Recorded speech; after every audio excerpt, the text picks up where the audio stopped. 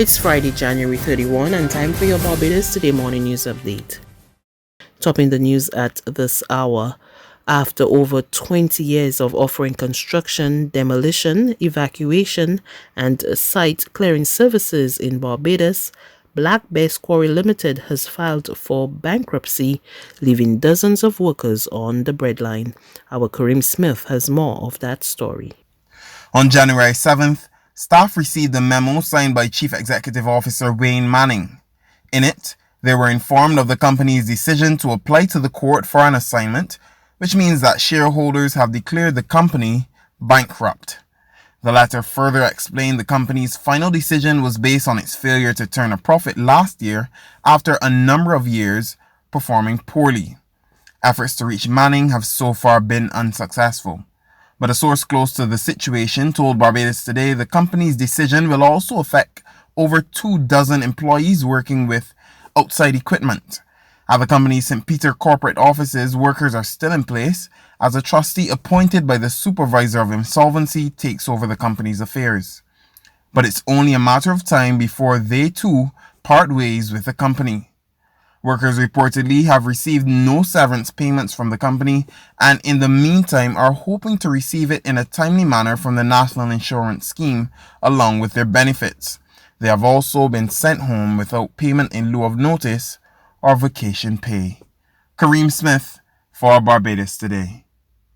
The Caribbean will be able to weather the current health scare posed by the coronavirus. That's the view of Pro Vice Chancellor for Undergraduate Studies at the University of the West Indies, Professor Clive Landis. Addressing a UWI Vice Chancellor's Forum on Thursday, under the theme Demystifying the Coronavirus, Professor Landis pointed to viruses that the region dealt with in the past decade, such as Zika, chikungunya, and H1N1. He believes those were adequately addressed, and the Caribbean can do the same this time around. It really doesn't seem that long ago that we were sitting in this position, faced with a very worrying outbreak of a new virus, of course the Zika virus. And in the last 10 years, if we just cast our minds back here in the Caribbean, we have had the H1N1 so-called swine flu virus of 2009. Then we had the chikungunya virus in 2013. We had the Zika virus in 2016. In between, in 2014, we had a lucky escape from the Ebola virus. And here we are now faced with a new virus, the 2019 coronavirus.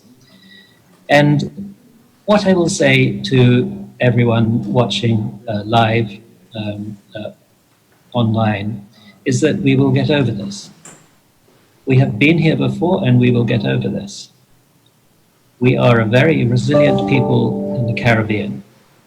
And our university is now playing an increasing role in helping to work with our stakeholders in the region and with our communities to address these kind of health emergencies.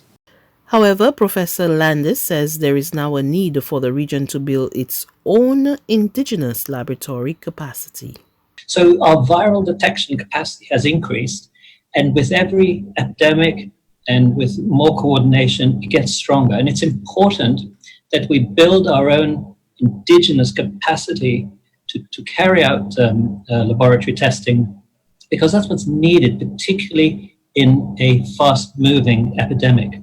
So let's say you have a visitor at the airport or in the community who is showing some symptoms. You need to be able to identify this person as quickly as possible. Do they have the virus of concern or not? Can you eliminate them, or do they need to be put into quarantine? And we need to have that answer quite quickly. In other news, the Barbados Private Sector Association is cautiously optimistic about this year's growth prospects for the island. In his economic review and outlook earlier this week, Central Bank Governor Cleviston Haynes said he expected growth of between 1.25 and 1.75%. However, BPSA President Edward Clark tells Barbados Today a lot of that growth hinges on a number of significant projects getting started, improvement in the unemployment rate, and the doing business climate. Well, growth, Marlon, is totally dependent on, is going to be very dependent on two things in Barbados. A good tourism activity here, and also new revenue streams coming into the economy, which is these new projects, renewable energy, development of infrastructure from government, development of the hotel infrastructure from private sector, the medical tourism, the digital side of business, the financial services sector, the international business sector. We need to get new activity coming in, and we must improve the way we do business in Barbados. We must improve KIPO's performance. We must have things looked at differently. We got to ensure we have the renewable energy boost that we say we're going to do if we really want to meet 2030 targets. So the country, we need to work together with government and from the private sector side to ensure that we get these things done. Meantime, the issue of crime and the lack of ease of doing business are two of the major concerns of the local business community, as they too express cautious optimism about growth prospects in commerce this year. Speaking to Barbados Today, Executive Director of the Barbados Chamber of Commerce and Industry, Michelle Loban Clark, says members are eager to see an injection of investment into activities that would start to stimulate economic growth. We need to see greater productivity as well happening with our existing, within government and within businesses in general. Those are some of the things that I think we need to see. There is, of course, as I said to you, we have to address the issue of crime that does impact business and even investor confidence.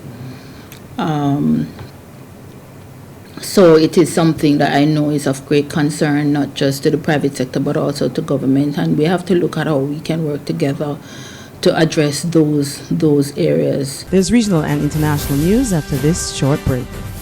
It's Festive Friday at the Bridgetown Night Market at Pelican Craft Center. Kick off the weekend this Friday from 4 p.m. to midnight with loads of food, drinks, and entertainment. Get ready for Crop Over with the Rhythm Roots Street Parade. Party like it's Kadooman Day on the street around Pelican Village with costume reveler, music, and more. It's Festive Friday. It's Festive Friday at the Bridgetown Night Market at Pelican Village Center from 4 p.m. to midnight. Admission free.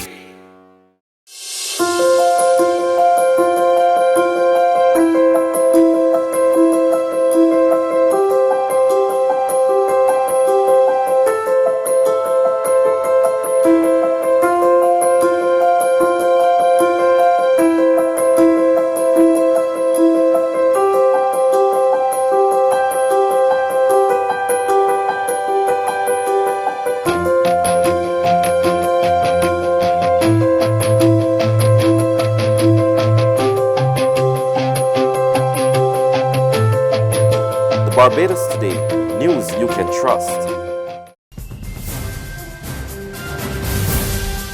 To developments from our regional neighbors now, Trinidad and Tobago to restrict the entry of passengers from China for a period of 14 days as the deadly coronavirus continues to spread. Health Minister Terence Dial Singh announced the decision during a post-cabinet media briefing on Thursday. Persons who are presently living in China or visiting China, regardless of your nationality, will not be allowed entry into Trinidad and Tobago for 14 days after leaving China. Health Minister Terence Dial Singh announcing the Cabinet's latest decision as part of its strategy to keep the deadly coronavirus out of Trinidad and Tobago, which includes thermal screening at the nation's airports. The minister said the travel restriction requires a legal notice, which is to be drafted by the Attorney General to be taken to Parliament for passage, but it does not require opposition support. And finally, the International Monetary Fund has expressed condolences as well as sympathy to the victims of the coronavirus outbreak in China, but says it is too early to assess the ultimate economic impact of the deadly disease.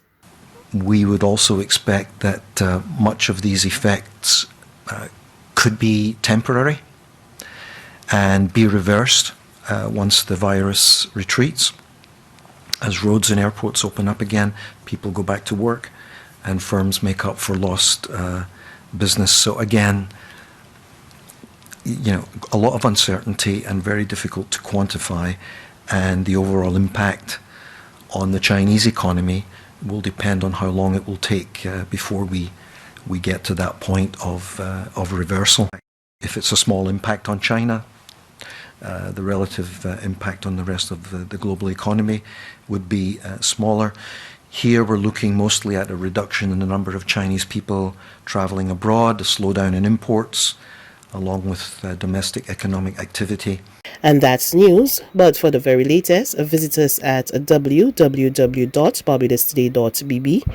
You can also subscribe to our e-paper, email updates, or like us on Facebook, and sign up for our breaking news alerts via WhatsApp. We're also on Izumi Media in bus terminals, as well as screenplay at supermarkets and gas stations near you. You can also hear us on Mix 96.9 FM and Capital Media HD 99.3 FM.